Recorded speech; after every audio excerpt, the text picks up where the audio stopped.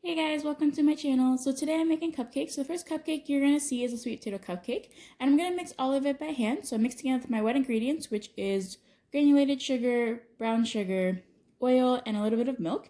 And I'm just going to whisk that to get rid of all the clumps. There's no beating of butter and sugar together to basically create a lot of air. So I'm going to do everything by hand. I'm then going to add in my sweet potatoes. This is just 1 can of yams, and then I pureed it with a little bit of milk to help thin it out. And then I'm just going to whisk it in to make sure that there's no big clumps. So there's a couple of big clumps, as you can see. I'm just going to mash those with my whisk, and it's not going to be a huge deal.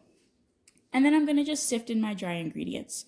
So my dry ingredients are flour, baking powder, baking soda, and salt. And then I'm just going to sift that in and then whisk it all together.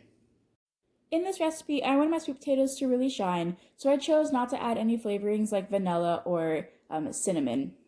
But this recipe would definitely pair well. Actually, if you look at the original recipe, this calls for cinnamon, clove, and ginger. You could also add a bit of allspice. It would taste really, really delicious. But again, I want my sweet potatoes to shine through a little bit more in this cupcake, so I chose not to add them. But as you'll see later on in this video, I do add spices to another batch of my cupcakes. Now that my mixture is all mixed together, I'm using a medium cookie scoop to scoop out 12 cupcakes.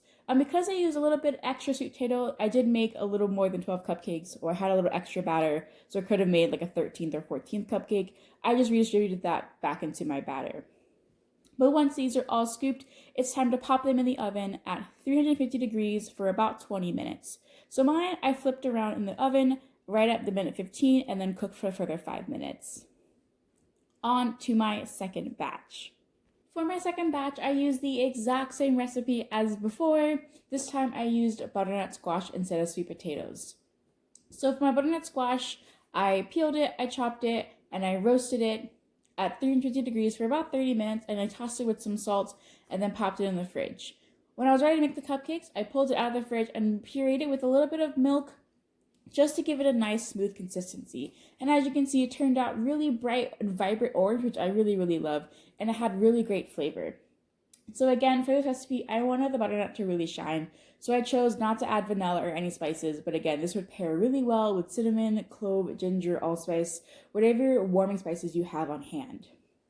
And as I mentioned, this is the exact recipe as before, so it's the exact same process. I'm going to beat together my wet ingredients, add in my butternut, and then right now I'm sifting in all my dry ingredients, which again is flour, baking powder, baking soda, and a little bit of salt. And I'm just going to whisk together until combined, and then switch out to a spatula just to make sure I'm combining all of the ingredients from the bottom.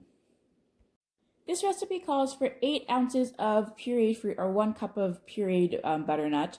And so I did that with the first recipe. I used basically a drinking glass, which is 8 ounces, and I filled it to the brim.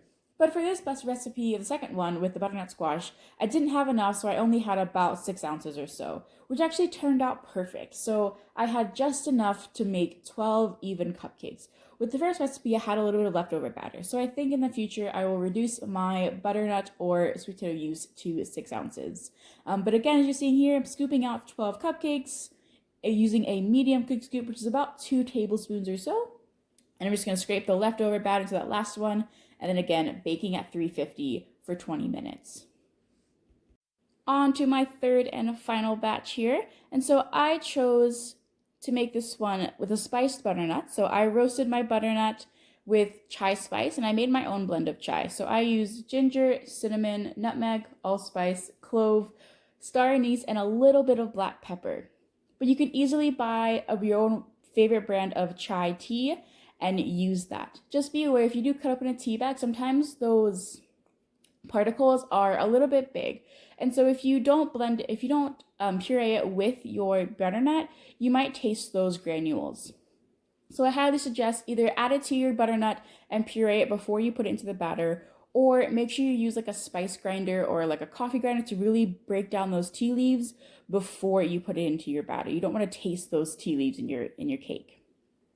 But this is the exact same process as every other cupcake I've just made in this video. So it's going to be mixing up the wet ingredients, adding in the butternut, mixing in the dry, folding in the dry, and then scooping out 12 perfect cupcakes. So I really, really love my cookie scoop because it makes sure that I have the same amount of batter in every single cupcake. Also for this recipe, I chose to use just shy of 8 ounces of butternut squash, which again equaled out to me having 12 perfectly sized cupcakes. So I think for this recipe in the future, I will probably use closer to 6 ounces, and that way I don't have extra batter that makes my cupcakes explode. But as you can see here, they all look really, really similar. And again, we're gonna bake all of these at 350 for about 20 minutes, flipping halfway through to make sure they're all nice and even. So into the oven they go. And voila, here is the finished product. These cupcakes came out perfect, but if I had to pick a favorite, I would definitely pick the chai spice butternut. It just really felt very warm, cozy, and all over like fall. So thanks for watching. If you have any comments, definitely leave them down below. And until next time, I'll see you guys later.